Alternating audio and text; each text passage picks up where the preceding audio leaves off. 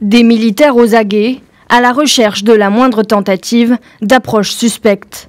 À Anjar, dans la vallée de la Bekaa, au Liban, le Royaume-Uni a financé l'installation de plus de 70 tours de surveillance le long de la frontière avec la Syrie.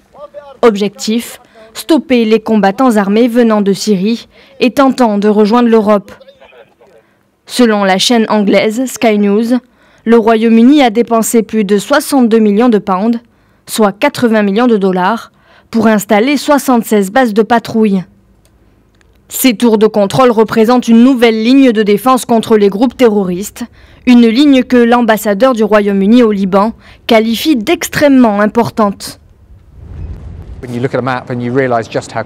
Quand on observe une carte et que l'on réalise qu'un pays comme le Liban se trouve aux confins de l'Europe, nous devons être sûrs que nous pouvons contrôler ces zones. En particulier, nous devons être sûrs que le Liban contrôle son territoire et tient Daesh de l'autre côté de la frontière.